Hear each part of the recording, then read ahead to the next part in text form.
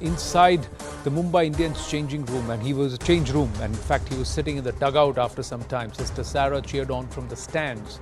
Arjun went for 5 in his first over, but then he also had the leveler in the next as Venkatesh Iyer tonked him for a 6 and a 4 overall, going for 23 in his 2 overs. But Sachin Tendulkar took to social media and said, Arjun, today you have taken yet another important step in your journey as a cricketer. As your father, someone who loves you and is passionate about the game, I know that you will continue to give the game the respect it deserves, and the game will love you back. You have worked very hard to reach here, and I'm sure you will continue to do so. This is the start of a beautiful journey. All the very best. Sachin's former teammates Virender Sehwag, Harbhajan Singh and Saurav Ganguly all congratulated the Master Blaster on this very special moment. Sachin was the very first captain of the Mumbai Indians in the 2008 inaugural edition. Sachin played and an 8-year-old Arjun Tendulkar watched on at that time. First time ever that a father and son have turned out for the same franchise in the IPL. 2008 Sachin Tendulkar, 2023 Arjun Tendulkar. And that's the reality, ladies and gentlemen. And of course, a moment of pride for all of us, especially Sachin, who will turn 50 on the 24th of April 2023. The other story, and of course, again, a huge matter of pride. This guy is ready to win medals for the country at the biggest of the world stage. R. Madhavan, beaming with pride and happiness as his son Vedaant has now won 5 gold in swimming at the Malaysian Invitational Age Group Championship. Madhavan shared the news on social media and said, with God's grace and all your good wishes, Vedaant gets 5 gold for India, 50 meter, 100 meter, 200 meter, 400 meter and 1500 meter, with 2 personal bests at the Malaysian Invitational Age Group Championship 2023 held this weekend in Kuala Lumpur. I am elated and very grateful. This is not the first time Vedaant has won big at any tournament. In the month of February 2023, Vedaant won 5 gold and 2 silver at Khelo India 2023 tournament. In July last year, Vedaant broke the national junior swimming record at the 48 Junior National Aquatic Championships and won the 1500 meter freestyle swimming competition. A.R. Rahman, among many others, congratulated Maddie and of course Vedaant for this phenomenal achievement. And on that note, we move on to this right standing. On to a mega CNN News 18 exclusive, ladies and gentlemen. Pakistan's role exposed, caught on camera, and like they say, a picture speaks 1,000 words. It is engineering and involved in orchestrating this entire K2 formula of Kashmir and Khalistan. Its role in the anti-India protests in the United Kingdom, this entire K bogey, and of course, openly engaging with a wanted man, a man who's been designated a terrorist by the Indian government under the Unlawful Activities Act, Prevention Act, Gurpatwant Pannu, seen with Kashmiri groups in London at an event hosted by Pakistan. Intelligence sources telling CNN News 18's investigations editor Manoj Gupta that these Khalistani and Kashmiri groups are sponsored by Pakistan to malign India globally. These pictures were taken recently and Pannu was seen with Gurcharan Singh of Dal Khalsa and Paramjit Singh Pamma, a Khalistani leader. Intel sources are also telling CNN News 18 that the event was to mark successful protests against India in the United Kingdom. This is the first photo evidence that these groups are working together under the shelter of Pakistan. The pictures very, very clear. It's an event organized by the Pakistanis. Now, we are given to understand these are recent events, ladies and gentlemen, just about a month from today that these pictures have come and this event happened. Is it around the same time that there was ruckus around the Indian embassy, outside the Indian embassy? We are still waiting for confirmation on that, but these are recent pictures. Ramneek Maan, activist, and Kuldeep Singh Shekhawat, director MATV, joining us from the UK. Ramneek Maan is with us from India. Namaste and Jai Hind, gentlemen. Thank you very much. Kuldeep Singh ji, elements involved, the involvement of Pakistan, very clear. Why are they openly engaging with a person who's designated a terrorist? And this entire K narrative is a Pak bogey that also stands out. Well, just to be very, very honest on this, one thing is very clear that the bogey about Pakistan is out. The story that Pakistan doesn't support these kind of elements is is a fake story. So now the true story is, it is Pakistan and ISI and their High Commission. They are hand in glove with all these elements. Why should one invite Padu to a High Commission? Why should Charanjit Singh be invited to High Commission? Why Paramjit Singh Pamma needs to be invited to a High Commission? Why the Khalistani separatists being invited to Pakistani High Commission? And why Kashmiri separatists are being invited to Pakistan High Commission? So it's not a question, it's a fact. And the fact remains very, very clear. And honestly speaking, Pakistan is in hand in glove with these elements. And these are all anti-India elements who are working hand in glove with Pakistani authorities and the High Commission. Now, to put two and two together is not very difficult. It's not at all difficult who's funding it, where the money is coming from, why Pakistan is doing this. On top of that, Panu, he lives in New York. So he travels all the way from New York just for this kind of meeting. What interest does he have? It's a very, very clear anti-India agenda. I think Government of India should take a serious note of these kind of situations and these kind of pictures and these kind of events which are being organized still by Pakistan, and they should be given a... But the larger question, Kuldeep Singh ji, is why is it that the British government is allowing secessionists a free run? His intent is secessionist. His intent is a direct threat to the sovereignty of India. Whatever be his narrative, why is he getting a free run and he is engaging with an enemy of the state? See, two things. First of all, he is a American national, so he must be getting a visa to come to UK. But it is up to the UK authorities to rein them in. UK authorities are not doing anything to stop them, to control them, to talk to them, make them behave, make them talk, put sense in them. No, it is the UK authorities which are really, really blatantly supporting them, inside out, because they are traveling to UK and doing all this, including Pamma, including Gurcharan, including Avtar Khanda. Why these people are there in UK? Because it is the British government which is turning a blind eye for them and not listening to Indian authorities and the Indian government to rein them in or bring them to the law. So one thing, Government of India should give a clear message to the British authorities that okay, this is high time. They went on to pull Indian flag down from the High Commission, which is not acceptable.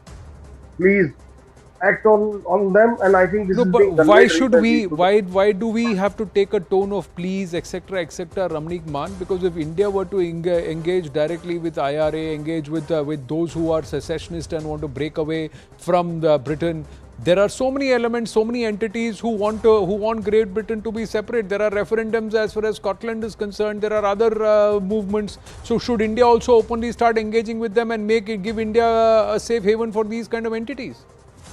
How will the British take to it then? The British government.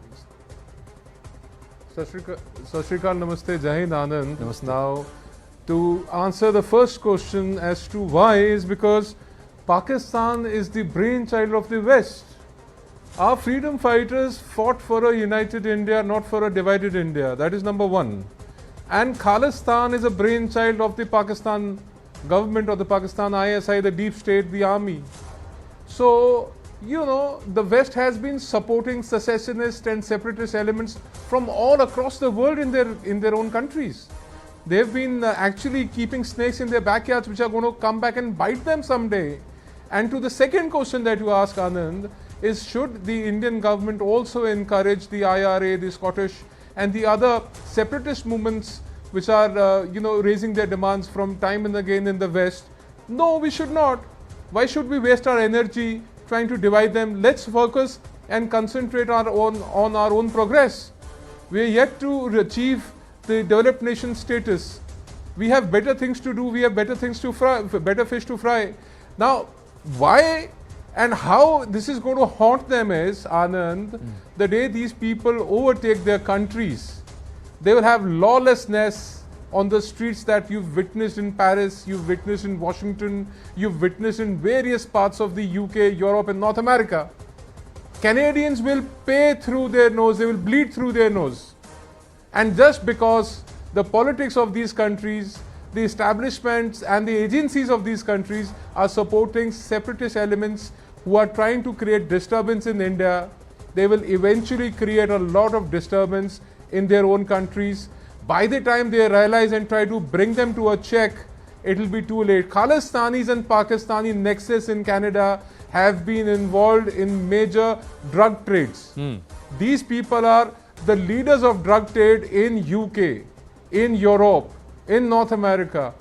You know, the drug money, the narco-terror angle, it's not going to take too long but here is to the thing, start haunting the West. Here is the and thing, that is when they will realize. That is when they will suffer. act. They will suffer, but they are also, what they are doing is they are also putting roadblocks on India's story. They are also putting roadblocks on India's growth story. The reason why I am asking you this question is what should be our response? We need to because put diplomatic pressure. We've got more things to do. Trade pressure. India is a growing trade power. Exactly.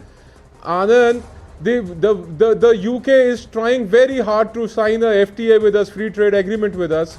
We should put it on the back burner. We should forget about it completely. We should not trade with them. We should not negotiate with them on their terms. We'll negotiate with them on our terms. As a state policy, what difference would it be between India, Pakistan and the West if we try to support secessionist elements in the West? Why? Why should we make it a state policy? We should not make it a state policy. Our state policy should be progress of our own country, betterment of our own people. That is what our progress, our focus should be. I totally agree with you. I totally agree with you. But जैसे वो कहते हैं ना, लातों के भूत बातों से नहीं मानते. हमारी बातें उनको लगता है we are weak. तो लात मारने के और बहुत तरीके हैं ना आनंद लात मारने के और बहुत तरीके हैं ना I was just saying that if India were to do something which is against the interests of the British, think about the furor that would be unleashed and what would happen. The might of the British sovereign would be unleashed upon India. My question is, these people are working against the sovereignty of Bharat, Kuldeep Singh. Now my point is, what should we as India do? They are all bark and no bite, Anand. Whether they are bark or bite. देखिए क्या हो रहा है? Bark and no bite there. What is happening is the bark and bite was evident on when they disrespected the national flag and they had a free run at the Indian consulate on the streets of Britain. And so what I am asking Kuldeep Singh ji is, what should be India's response? How can India show them their place? How can India tell the British, don't take this nation lightly? Don't take our sovereignty lightly. You have divided us in the past. You walked away, dividing Bharat. You dare not think about doing it again. See, Anand, honestly speaking, Pakistan is a creation of Britain. Britain created Pakistan, so they think it's their moral responsibility to support Pakistan. So, government of India has got two options. First of all, to tell Britishers, hang on a minute, will you behave or not? In very, very clear strong terms, will you behave or not? And second thing is, if they don't behave and if they continue with the anti-India activity from their soil, then things should start moving in India regarding how we deal with the British system, and they have lot to lose if India stops the trade deal. First of all, if India stops, see, they have got 6 to 7 missions in India, all over India. We have got only 3, active 3 missions. So who's going to lose? It is Britain who's going to lose. First of all, they will lose politically, then they will lose face to their own public. And we have to act in a very, very simple way. That if you don't behave, then we will start behaving with you the same way. We will also react. Our diplomatic missions will be downgraded. Status of UK will be downgraded. We will not be deterred to take action on all possible grounds. Sir, we cannot. We have to send out a very, very strong message that this is not acceptable. And if you do this and if you allow this on your soil, then there are going to be repercussions for the same. Kuldeep Singh ji, thank you very much. Ramneek Man, please stay on with us, because the manifest of these narratives and this push which is happening is also being seen closer home on ground, and which is shocking, ladies and gentlemen. Have a look at this video and we'll tell you what happened. Inside the Golden Temple, there was an altercation or an argument between a lady her partner, and somebody who is part of the SGPC and managing a volunteer or a sevak there, standing with that glass in his hand. He had a problem. He had a problem because the lady was sporting the tricolor on her face. So what transpired in the Golden Temple? Here's what happened. A woman was allegedly barred from entering the Golden Temple in Punjab, in Amritsar. The video purportedly shows the woman and an official confronting the individual who denied her entry into the Golden Temple. When asked for an explanation, the person stated that the woman could not enter because she had a flag on her face. It was a tricolor. The woman clarified that it was the national flag. It was the Indian flag, to which the official can be heard saying, "This is Punjab, not India." This is what the person can be heard saying. Have a look at the entire sequence. Listen carefully.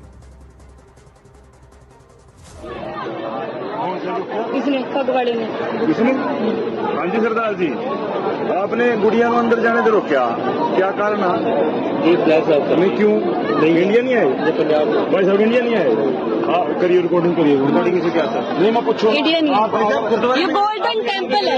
आप हमारे पाकिस्तान पे आए India में आए India बकवास बात बोल रहे हो आप, तो बहुत की बात कौन सी थी और क्या इंडिया नहीं है, इंडिया नहीं है ये। बकवास की बात कौन सी है आप ये गुस्सा क्यों कर रहे हैं बताओ भाई साहब ये तरीके से बात करो बकवास की बात कौन सी है बकवास क्यों बोले आप इंडिया को गलत क्यों कर रहे हैं बकवास क्यों बोले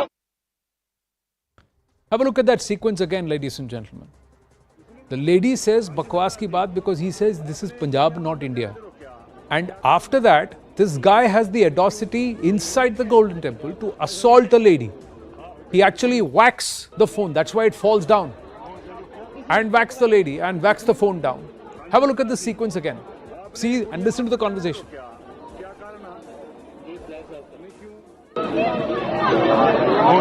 किसने फगवाड़े में किसने हाँ जी सरदार जी आपने गुड़िया को अंदर जाने से रोका क्या कारण है ये फ्लैश नहीं क्यों नहीं इंडिया नहीं आए ये पंजाब भाई साहब इंडिया नहीं आए हाँ करिए रिकॉर्डिंग किसे क्या था नहीं मैं पूछूं इंडिया नहीं है, ये गोल्डन टेम्पल है। आप हमारे पाकिस्तान पे आए इंडिया में आए इंडिया बकवास बात बोल रहे हो आप, तो बहुत की बात कौन सी थी और क्या इंडिया नहीं है, इंडिया नहीं है ये। बकवास की बात कौन सी है आप ये गुस्सा क्यों कर रहे हैं बताओ भाई साहब ये तरीके से बात करो बकवास की बात कौन सी है बकवास क्यों बोले आप इंडिया को गलत क्यों कर रहे हैं बकवास क्यों बोले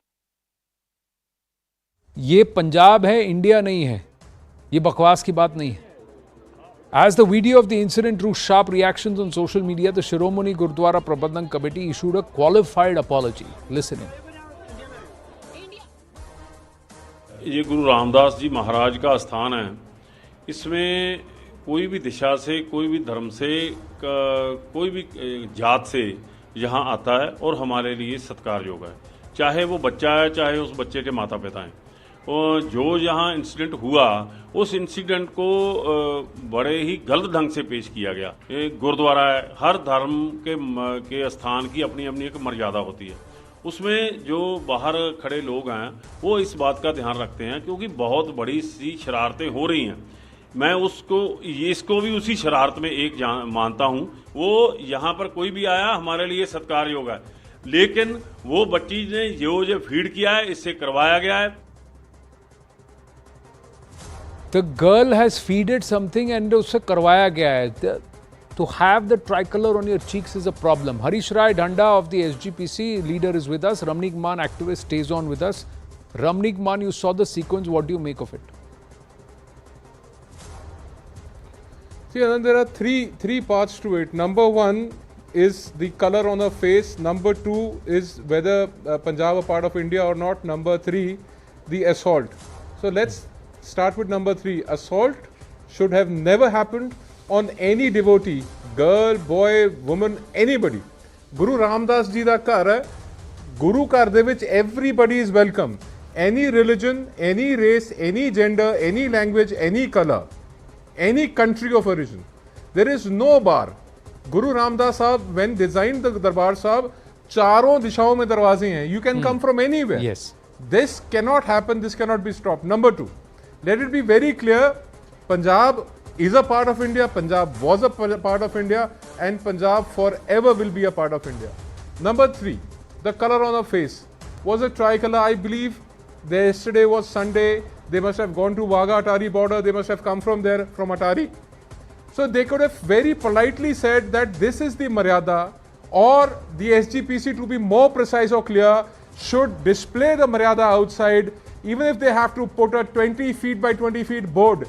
Because there has been a lot of things which is happening inside the Gurudwara Sahibs on the name of Maryada. You please spell out what Maryada is and let people adhere to it. Number 1. Number 2, we've seen people getting beaten. Inside Guru Cars, we've seen people getting lynched inside Guru Cars, and now we've seen somebody being stopped from entering Guru Car. So whoever is representing the SGPC, I request the gentleman, please sir, clarify once and for all what Maryada is all about, and also clarify whether Guru Sahib can be taken to police stations or not. There is no clarity as of yet. So there is a lot of ambiguity about what Maryada is. And especially when you are getting inside the sanctum sanctorum, jira Darbar Sahib jithe Maharada Prakash hai, uthe ki Maryada hai, and just to enter the Guru Car, what is the Maryada? And there is one very interesting thing, Anand, I must point this out. Somebody was wearing a Jagdish Titler vest who was taking a dip in the Sarovar, which has caused a lot of controversy. So they should come out clear and tell what Maryada is. No, so that person who took a dip, that person who took a dip, was he picked up, thrown up, assaulted and pushed away? There are those who got party flags inside. No. Their own outfit flags inside. Were they stopped? No, Harish Rai Danda. Let Harish Raiji respond. Let Harish Raiji respond. Let Harish. The outrage is also selective, brother. The outrage is very selective. Let Harish Raiji respond. Ji, Harish Raiji. Sir, first of all, I may clarify, I am not representative of SGPC. I represent Shromani Akali Dal. This incident, it's with due apologies. It's the same thing, sir. Anji? Anyhow, if you don't understand it's not same, then anyhow, it's your perception. The question is that this issue, let's not blow Akali it. Dal controls the SGPC. Okay, Ramnik ji, please don't interrupt him. Let me speak. Then you make your point. Yes, Harish ji. This gentleman doesn't know what it is, SGPC. It is under a statute, I may mind you. You will say now the government of India is BJP. Now we are digressing. We are digressing. Come back to the issue at hand. The question is that the person was not sensible enough who has confronted that child or a girl whatsoever. I haven't seen the video. You see, there is a Maryada, which Maryada is not qualified in writing. It's not codified. It is what it has been practiced since centuries in the Golden Temple and other Gurdwaras. And I think this incident should not have happened. The Sevadar should have been vigilant enough not to behave in that manner. That's totally wrong. No, the Sevadar said this is Punjab, not India, sir. Why did he say that? If one foolish man says we will make a countable... No, what action has been taken against that Sevadar? Harish ji, what action has been taken against that Sevadar? And listen to what the Secretary of the SGPC said. Secretary of the SGPC qualified the apology and tried to blame it on the girl. Listen this. There was one ICS officer who visited Golden Temple and Master Tara Singh was president of SGPC. These Sevadars raised slogans against him. Todio, that is a British stooge. And Master Tara Singh punished them. And he said, you cannot use these words against anyone because when he comes to Gurdwara, he comes as a humble devotee. So what is the punishment that's been given to this Sevadar who's caught on camera? You know exactly who he is. He's holding a glass in his hand and this is the attitude with which he's talking to somebody. I think it will come forward. Have a patience. Sir, let us not blow it. लड़की को blame करने के लिए तो आ गए secretary SGPC के sir. I give you another. Harish Rai ji, the secretary of the SGPC comes out and says ये लड़की motivated थी, इस लड़की को prop up किया गया. That's he has got the ability. He can say all that. Have they taken action against the Sevadar? I don't hold brief for him, but I say that apparently from the conversation, I could understand that there is a communication gap by way of language also. Though I can understand Haryanvi very well, but most of the Punjabis don't understand that easy. It's quite a different dialect. No. And I think... Sir, I think, sir, he said, ये flag लगाया है, नहीं आ सकती. इन्होंने कहा, India का flag है. बोले ये पंजाब है, इंडिया नहीं है. Sir, कह दिया. क्यों बोला उसने, sir? I said अंदर अंदर उस मंदिर के अंदर खड़े होकर वहां उसने ऐसा क्यों कहा हरमंदिर साहब के अंदर खड़े होकर के? बहुत गलत कहा तो उसको निकालिए सर, उसके खिलाफ एक्शन लीजिए। लिया एक्शन। यहां तक कि जो गुरु ग्रंथ साहब की पालकी लेकर के एक पुलिस स्टेशन के अंदर रेड मारता है, उसके खिलाफ भी कुछ नहीं कहा गया अभी तक। I am answerable for Bhagwant Man's government. You want me to be no sir, no sir. The Akali Dal should take a position and tell the SGPC to condemn these acts. Why is the Akali Dal backing away from taking a position when there is disrespect?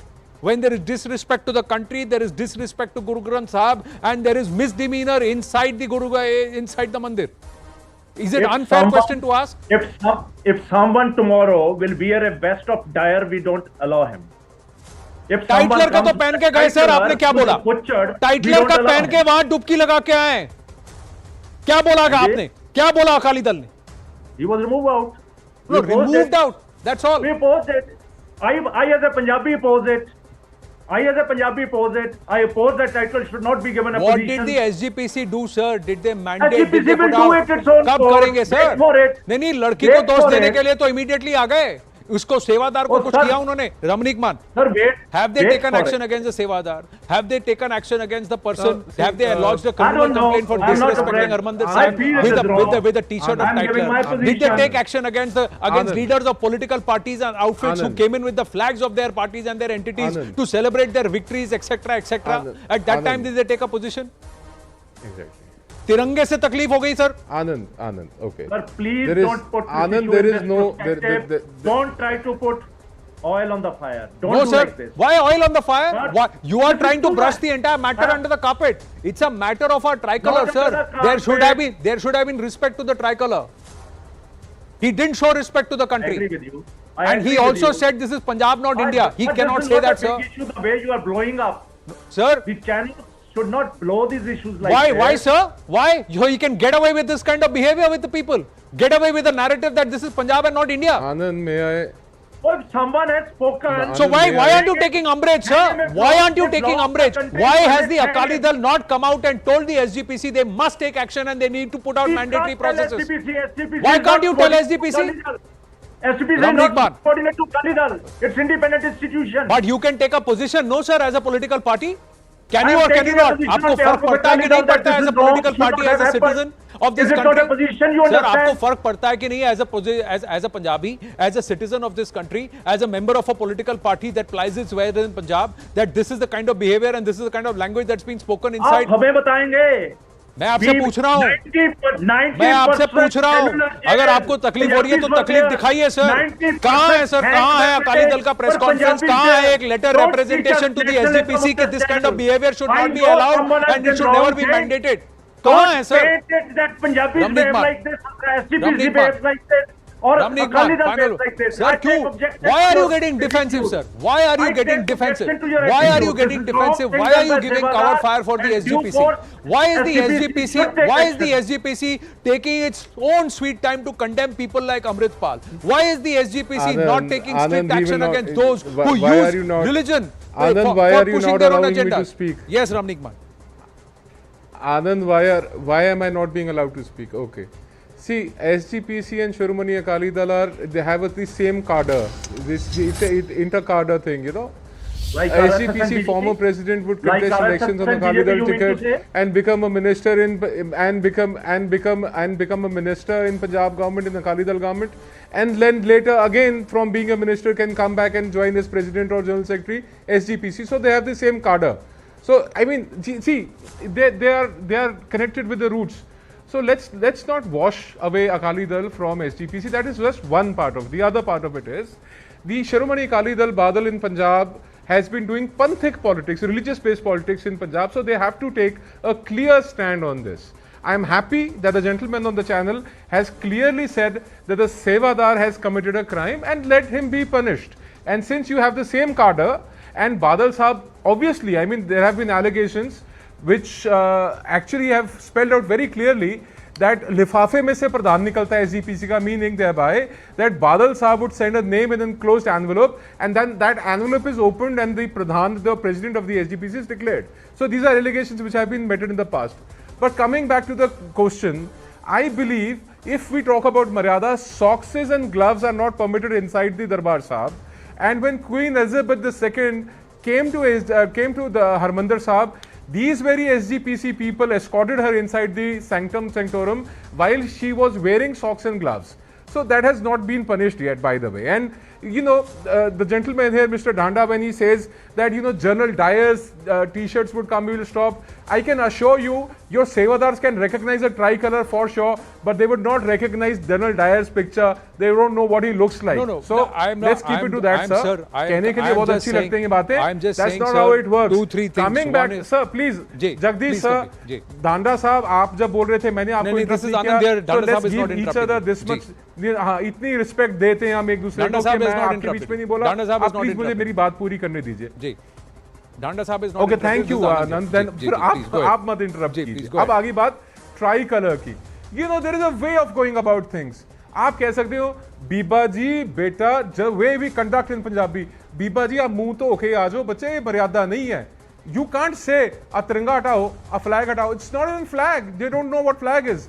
I mean, if that particular person has a hatred for, let's say, tricolor, why should you own up the responsibility? Let him go. Punish him. End of the story. Bring this to a close. When you take a stand for a person saying it was not a flag, it did not have a chakra, Ashok chakra, then that means, you know, you are brewing this somewhere, you are allowing this to happen somewhere. Sir, this is, so there is a conduct. very clearly, how do we speak to our daughters at home? If we go to Atari, go to Wankhede, if we go to Mohali, any cricket stadium, any hockey stadium, any badminton stadium, or if we go to Atari, this is how the tricolour is put very proudly. It does not always have the Ashok chakra. Saffron, white and green in Bharat is the tricolour, sir. We don't need anybody else to know, and if somebody was repulsed because of that and the language that they use, we have a problem. We should have a problem with it collectively. If the conduct was good, Anand, this would have never become a controversy. Correct. We should have a problem with it collectively for the kind of behavior. Yeah. Sir, my point is, why can't the SGPC very clearly put the procedures there? Let them put the procedures so that they are not held guilty of being selective. That with some people they will not say anything, with others they will immediately jump to react. That's also there, sir. I have to wind up for the moment. Ramnik Man and Mr. Dhanda, thank you very, very much.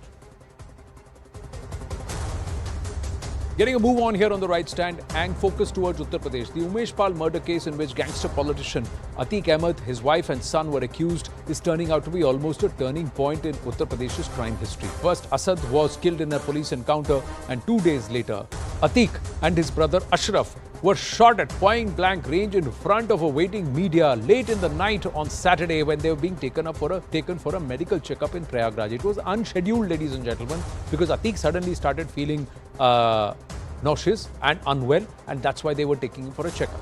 In just seconds, both the main accused in the Umesh Pal murder case were dead. Now, we've accessed a secret letter allegedly written by gangster-turned-politician 2 weeks ahead of his murder. Atiq addressing a letter to the Honorable Supreme Court in which he said he feared that he might be killed. So what have the shooters told the cops? The shooters, the 3 of them, have now been shifted from Naini jail in Prayagraj to the Pratapgarh jail. But what have they told the cops? This is what they said. According to the FIR, the accused told the police that they wanted to make a name for themselves and establish their identity in the state by eliminating Atiq's gang. One of the accused reportedly admitted to the police that they had been planning to murder Atiq and Ashraf since they learned of their police custody. What's been found? 1 country-made, 2 imported pistols that's been recovered. The pistol used to kill Atiq and his brother Ashraf was a Zigana pistol that's made in Turkey. This type of pistol is believed to be illegally imported into India via Pakistan.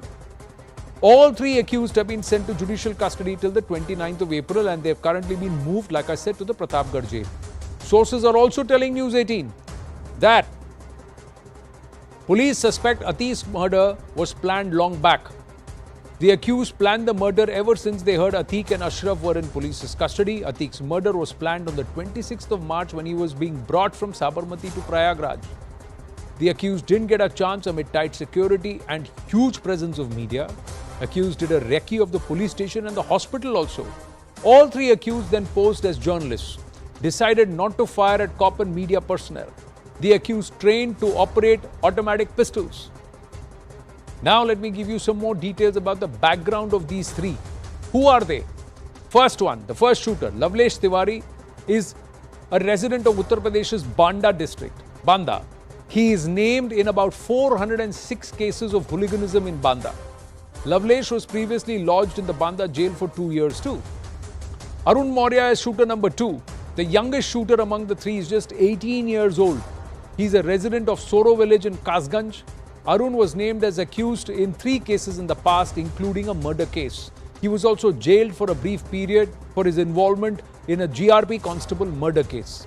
Shooter number 3 is Sunny. Mohit alias Sunny, a resident of UP's Hamirpur district. He has previously worked for gangster Sundar Bhati and is suspected to be linked to a big gang. Sunny was released from jail just 6 months ago. These are the 3.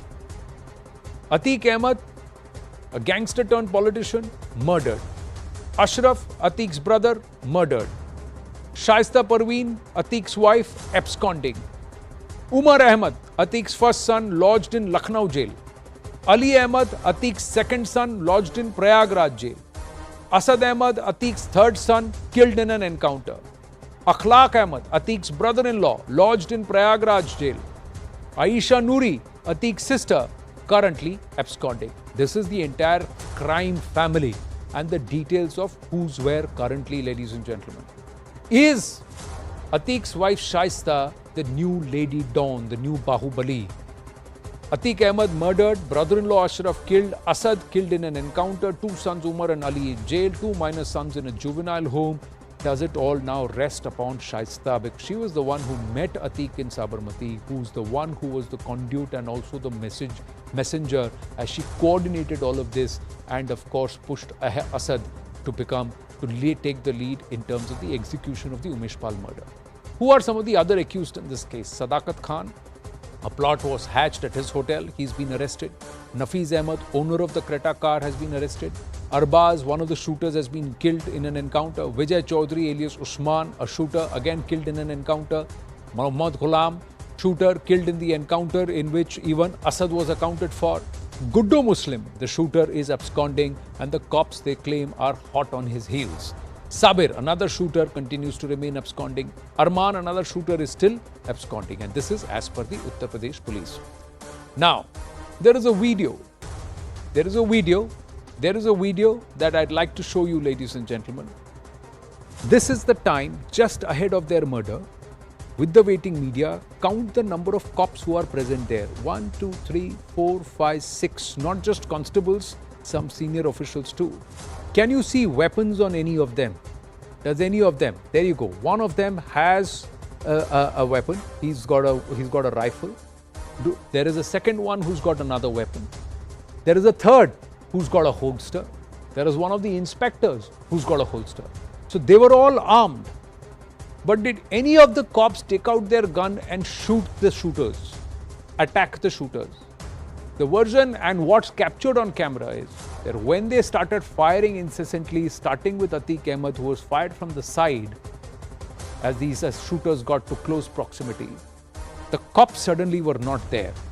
There are videos of others trying to push them away or pull them away and pull these assailants away, but only 1 or 2. Then what happens is soon after they shoot these 2 down, the shooters dropped their gun and said, "We surrender." So the cops say they surrendered, they didn't try to run away, so we didn't have to shoot them. But here are some of the unanswered questions. How did the shooters know of Atiq's unplanned health stop? Did poor ring fencing by cops allow killers a clear shot? Why were Atiq and Ashraf handcuffed together? How did the shooters get such sophisticated firearms? What's the connect? How did these 3 shooters link up? Because they are from 3 different places, 3 different backgrounds. What's the connect? What is the real motive behind Atiq and Ashraf's murder? Who is the mastermind behind what seems a well-planned, well-thought-out killing? Could greater alertness and awareness by the cops have averted this murder? Can the state be absolved of any responsibility, or should they be held accountable for lackadaisical approach and lethargic ring fencing? Did someone from the inside tip off the killers? And the larger question, is such brazen gun raj in a Ganarajya acceptable? These questions stand out, ladies and gentlemen. We're going to take a very, very short break. When we come back, we turn the spotlight down south towards Kerala and Tamil Nadu, where there is a political fight and, of course, the fight against radicalization brewing. Stay with us.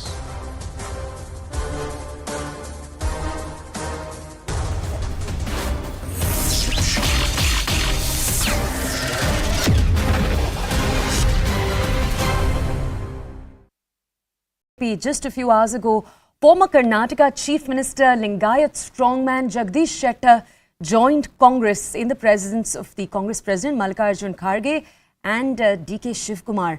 Now, according to sources, Shettar has not made any demands to the Congress High Command as of now, but the Congress has made it very clear that they want Shettar to run from Hubli, which, remember, is the ticket that the BJP had earlier denied him. Now, Shettar is one of a string of senior BJP leaders who have made their unhappiness with the BJP's most recent lists very clear and public. Shettar is the second senior Lingayat leader. There was also the former Deputy Chief Minister Lakshman Sawadi, who quit the BJP and joined the Congress a few days ago.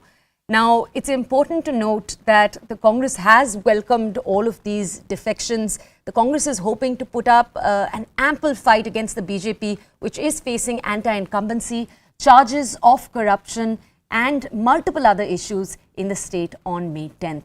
Now, let's take a very quick look at reactions that have come in. This is what Shettar had to say about his decision. Take a look. ನಾನು ಭಾರತೀಯ Janata party ಬಿಟ್ಟು ಕಾಂಗ್ರೆಸ್ ಪಕ್ಷವನ್ನು ಸೇರ್ತಾ ಇದ್ದೀನಿ. ಭಾಳ ಜನರಿಗೆ ಆಶ್ಚರ್ಯ ಆಗಿದೆ. ರಾಜ್ಯದಲ್ಲಿ, ದೇಶದಲ್ಲಿ ಒಬ್ಬ ಮಾಜಿ ಮುಖ್ಯಮಂತ್ರಿ, ಹಿಂದೆ 2 ಬಾರಿ ಪ್ರತಿಪಕ್ಷದ ನಾಯಕರಿದ್ದಂಥ, ರಾಜ್ಯದ ಅಧ್ಯಕ್ಷರಿದ್ದಂಥ ಒಬ್ಬ ವ್ಯಕ್ತಿ ಭಾರತೀಯ ಜನತಾ ಪಾರ್ಟಿಯನ್ನು ಬಿಟ್ಟು ಏಕೆ ಕಾಂಗ್ರೆಸ್ ಪಾರ್ಟಿ ಸೇರ್ತಾ ಇದ್ದಾರೆ ಅನ್ನೋಂಥದ್ದು ಭಾಳಷ್ಟು ಚರ್ಚೆ ನಡೀತಾ ಇದೆ. ನನಗೆ ಬೆಳಗಿಂದ ನಿನ್ನಿಂದ ಹಲವಾರು ಕಡೆಯಿಂದ ಪ್ರೆಷರು ಬಂದರು. ಆದರೆ ಕಳೆದ ಹಲವಾರು ತಿಂಗಳಿಂದ ಒಬ್ಬ ಹಿರಿಯ ನಾಯಕನಾಗಿ ನನಗೇನು ವೇದನೆ ಆಗಿದೆ ಯಾರೂ ಅರ್ಥ ಮಾಡ್ಕೊಳ್ಳಿಲ್ಲ. एक सीनियर लीडर हमारे को बीजेपी से अपने स्वाभिमान को जब धक्का हुआ तो वो आ गए हैं, तो उनका स्वागत मैं कर रहा हूं और उनके आने से कांग्रेस को बहुत बड़ा फायदा होगा कि हमको आप 150 सीट से ज़्यादा दो। उसका मतलब यही है कि बीजेपी तोड़ फोड़ के सरकार न बनाए, खरीद परोस के सरकार न बनाए, मैक्सिमम सीट कांग्रेस को मिलना ये एक ही हमारा निशाना है और उस निशान को, उस टारगेट को साधने के लिए हम पूरे लोग कोशिश करेंगे. ನನ್ನ ಪ್ರಕಾರ ಇದು ಒಂದು ಅವರೇ ರಾಜಕೀಯ ಆತ್ಮಹತ್ಯೆ ಮಾಡ್ಕೊಂಡಿದ್ದಾರೆ. It is A political suicide. ಯಾವ ವ್ಯಕ್ತಿ, ಯಾವ ಕುಟುಂಬ ದಕ್ಷಿಣ ಭಾರತದಲ್ಲಿ ಜನಸಂಘದ ಮೂಲಕ ಮೊದಲನೇ ಸಲ ಆಯ್ಕೆ ಆಗಿದ್ದರು ಒಂದು ಕಾಂಗ್ರೆಸ್ ಆಶಯ ತತ್ವ ಸಿದ್ಧಾಂತಕ್ಕೆ ವಿರುದ್ಧ ಮತ್ತು ಒಂದೊಂದೇ ಮೆಟ್ಲನ್ನು ಏರಿ ಶಾಸಕರಾಗಿ, ಸಚಿವರಾಗಿ, ವಿರೋಧ ಪಕ್ಷದ ನಾಯಕರಾಗಿ, ಉಪಮುಖ್ಯಮಂತ್ರಿಗಳಾಗಿ, ಮುಖ್ಯಮಂತ್ರಿಗಳಾಗಿ, ಒಂದು ಶಾಸಕ ವಿಧಾನಸಭಾ ಅಧ್ಯಕ್ಷರಾಗಿ, ಒಂದು ಶಾಸಕ ಸ್ಥಾನ, ಅದು ಕೂಡ ಅವರಿಗೆ ಬೇರೆ ಕಾರಣ ಇತ್ತು. ಹೈಕಮಾಂಡಿಗೆ ಅವರಿಗೆ ಬೇರೆ ರೀತಿಯಲ್ಲಿ ಅವರಿಗೆ ಮಾನ್ಯತೆಯನ್ನು ಕೊಡಬೇಕು. Jagdish Shettar belongs to the Lingayat community in Karnataka. It's the community that both Basavaraj Bommai, the current Chief Minister, and B.S. Yediyurappa, the very senior BJP strongman, belong to. It is believed to be the single largest caste group within the state. At the same time, it is a bit concentrated. The Lingayat community is largely focused in North Karnataka, where it decides about 80 assembly constituencies and the votes that they get. Now, Shettar, as we just said, is one of the state's many Lingayat strongmen. And there was a moment when Yediyurappa had left. We're going to Basavaraj Bommai speaking right now. Let's take a look. ಯಡಿಯೂರಪ್ಪನವರು ಇರುವಾಗ ಲಿಂಗಾಯತರು ನಮ್ಮ ಜೊತೆಗೆ ಇರ್ತಾರೆ. ಲಿಂಗಾಯತರು ಅಷ್ಟೇ ಅಲ್ಲ, ಅದು ಕೆಳಗಡೆ ಇರುವಂಥ ಲಿಂಗಾಯತ ಇತರ ಸಮುದಾಯಗಳೇನಿದ್ದಾರೆ ಅವೆಲ್ಲವೂ ಕೂಡ ನಮ್ಮ. ಸರ್, ನಿನ್ನೆ ರಾಹುಲ್ ಗಾಂಧಿ ಅವರು ಮತ್ತೆ 40% ಭ್ರಷ್ಟ ಸರ್ಕಾರ ಅಂತ ಟೀಕೆ ಮಾಡಿದ್ದಾರೆ. 150 ಸ್ಥಾನ ಗೆಲ್ತೀವಿ ಅಂತ ಹೇಳೋಗಿದ್ದಾರೆ ಸರ್. ಅವರು ಹಂಗೆ ಹೇಳಲೇಬೇಕಲ್ಲಪ್ಪ. ಅವ್ರಿಗೇನಾದರೂ ಇಲ್ಲಿ ಗ್ರೌಂಡ್ ರಿಯಾಲಿಟಿ ಗೊತ್ತಿದೆಯಾ? 40% ಮಾಡಿರುವ ಚಾರ್ಜ್ ಶೀಟ್ ಅವ್ರ ಮೇಲೆ Yediyurappa is with us, Lingayats will be with us. ಕಳಿಸಿಕೊಟ್ಟು.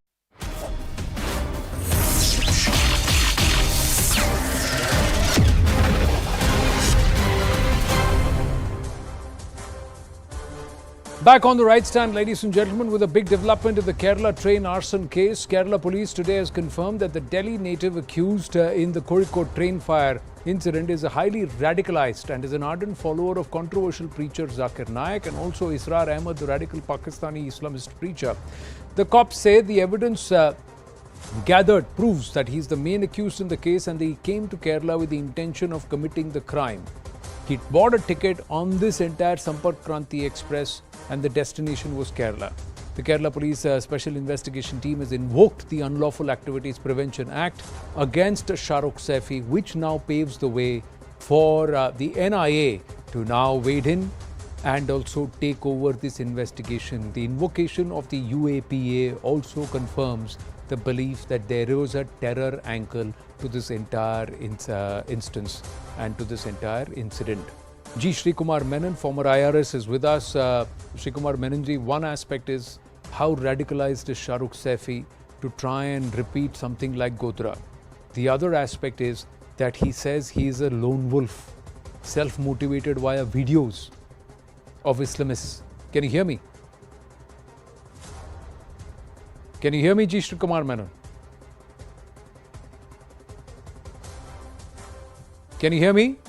Mr. Sri Kumar Menon, can you hear me?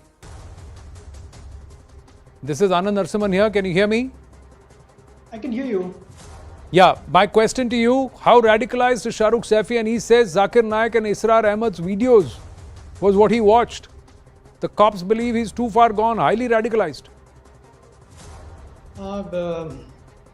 Anand, what I would like to say is, see, India does not have a definition of domestic terrorism.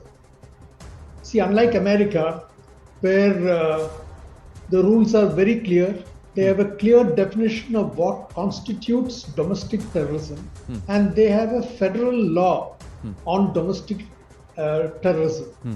Now, the problem is in India, we don't have such a law, and therefore, we are trying to fit in all these kind of offences into our reading of the IPC and CRPC. And the problem is when these people go to court, the quality of evidence that the judiciary demands is very, very stringent. So now you see already we have lost much time. This man is giving different statements to different agencies, and there are already people who are now coming and telling that he is mentally not in fit condition. See, all these kinds of things are being now itself pushed into the case that we don't know actually what will happen. There's no point in saying that UAPA has been imposed on him and all those things. The real test is going to be whether the judiciary is going to uphold this. That is where the challenge lies. The other aspect is, if you catch somebody because they are highly radicalized before they commit an act, how can you prove that in court? You are right when you say we don't have any definition of domestic terrorism. The other aspect is we don't even define and we cannot even have parameters to identify who's radicalized and who can be a threat to society. So there is no preemptive action that's possible. It's all post facto. Yes, it's all post-mortem. That is the problem. And what happens is, what I am worried about is the conflict between the state and the center. See, all these agencies are caught in between. Now the state tells one version, the center says that they have leads on another angle. Right. And another very disturbing thing is that the jails are under the control of the state government. Anything can be done. I always use that gold scam case as a reference. You see what has happened. Correct. It has been thoroughly bungled up by everybody. Now, why it has been bungled up? You see, once these people are arrested, they go to the jail, which is under the control of the state government. The center does not have any role there. So anything can happen.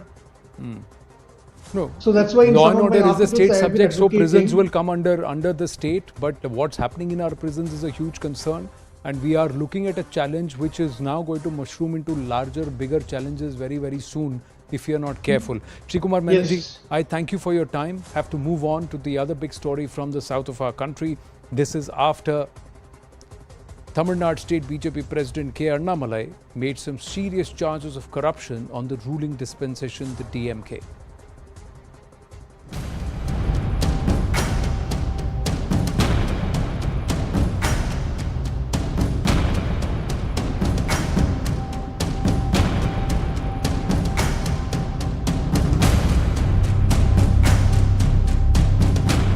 Here he has listed all the properties which were purchased or gained by the profit they made in their own business and say that it is corruption. ஏங்க அவரை பற்றியே பேசிட்டு இருக்கிறீங்க? இப்படி பேசி தாங்க ஒரு பெருசர் ஆகிறாரு. நீங்கள் அவரை பற்றியே பேச வேண்டாம். அவர் வந்து கட்சி நாங்கள் வந்து கிட்டத்தட்ட நான் 50 வருஷம் ஆகுது கட்சியில்.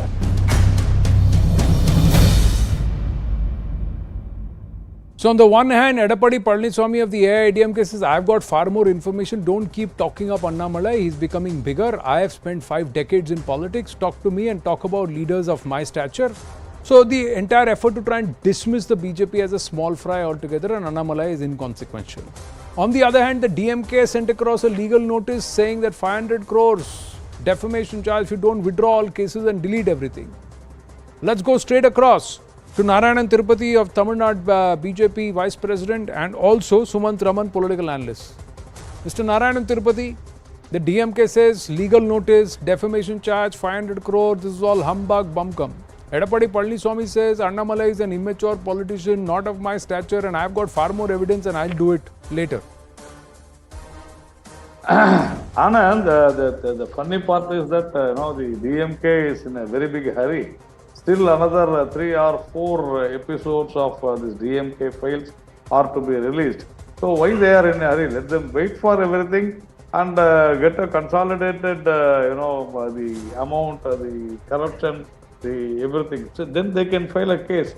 But the DMK has shown its hunger for money by demanding 500 crores with Mr. Annamalai. That is what has happened. And as far as Mr. T.K. Ilangovan's, the answer is concerned, the explanation is concerned, he is accepting that there is a 1,34,000 crore worth of assets with the 10 DMK family.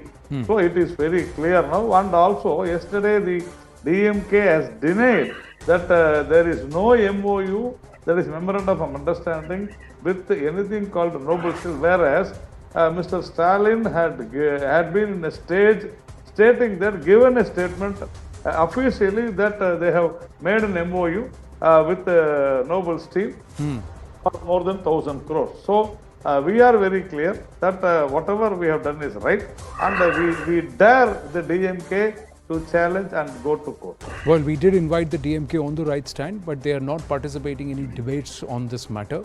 But Sumant Raman, how do you see this? Do you see the Tamil Nadu party saying we'll fight amongst ourselves, let's keep the BJP out of this? Is that the attitude that is represent or manifest?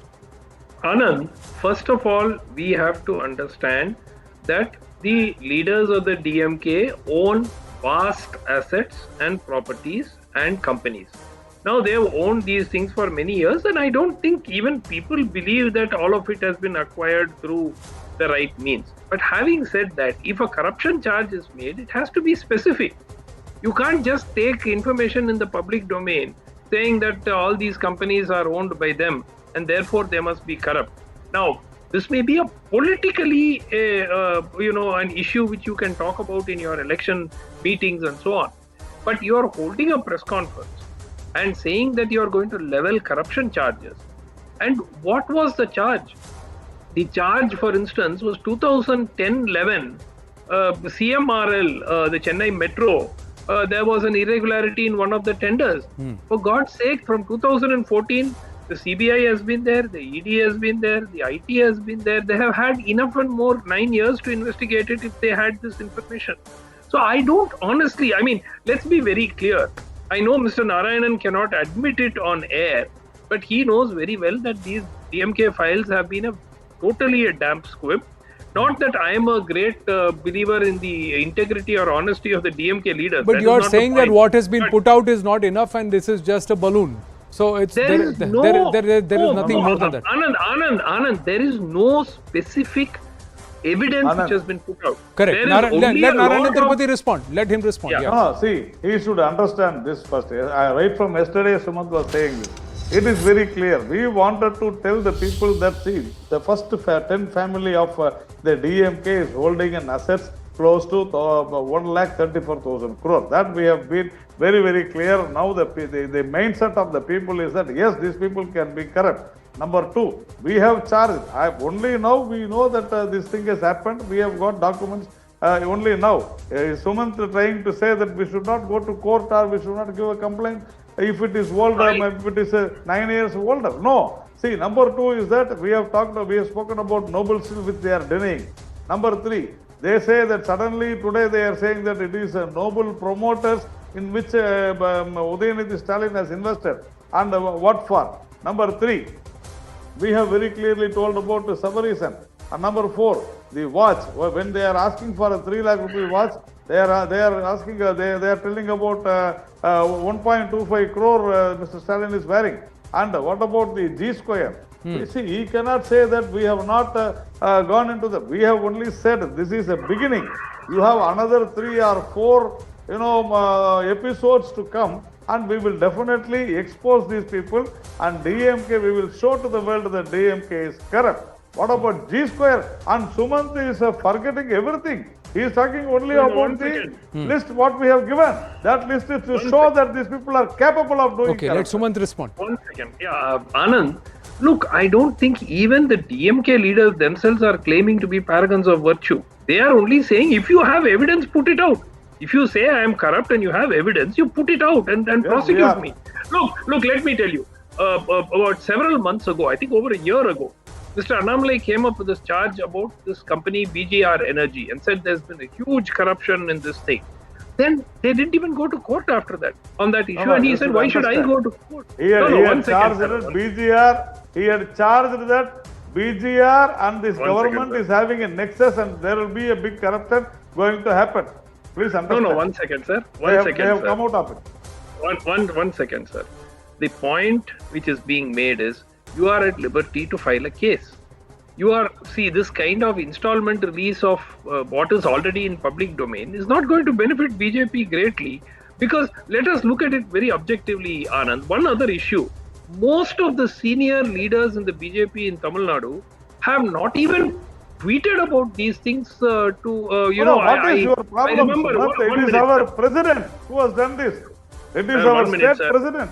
1 minute, sir. You have 4 members. And I don't understand why you want everyone to do it. But it is this president. I have just 40 seconds. I just quickly want this reaction. 1 minute, Sumantraman, please yield. I have only 40 seconds. I have only 40 seconds. One by one. I just want to get this from Narayanan Tirupati. Suman, please yield. I just want to say, Edapadi Palniswamy says he's immature. He's a small fry. Annamalai. I have spent 5 decades. Talk to me and talk about leaders of my stature. This is the AIADMK's position about Mr. Annamalai. No, see, probably you would have misunderstood what Mr. Annamalai had said. Annamalai had said very clearly that I will not spare a corrupt person, whichever party he is in. That is what Mr. Annamalai had said, and I don't know why these people have taken that he has charged only AIADMK. But they should have avoided it. They should not have said like this. And I don't understand. Right. We'll see how this transpires so far. We'll see how this transpires so far. At this point, I have to wind up. Narayanan Tirupati, Sumantraman, thank you very much. Thank you very much. Like the BJP says, it's not over yet. There are many more editions or edits to come of the DMK files. Winding up the right stand, brass tacks with Zakarai.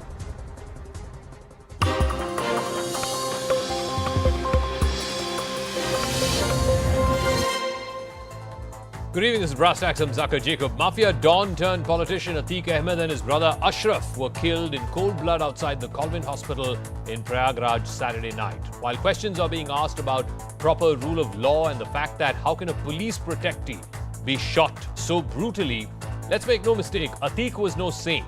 He was a gangster who had more than 100 cases against him, cases of very, very heinous charges, from rape to dacoity to murder, kidnapping and extortion. So, has this been reduced to some kind of encounter justice, or is it and should it always be about the rule of law in a democratic setup?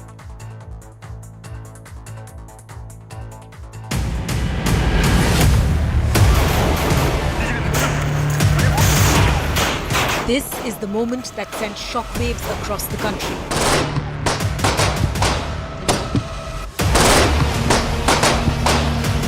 Gangster Atiq Ahmed and his brother Ashraf shot dead at point-blank range despite being in police custody. 48 hours after the brazen murders, there are still more questions than answers. Atiq and Ashraf were killed while being brought for a medical checkup in Prayagraj at 10:30 on Saturday.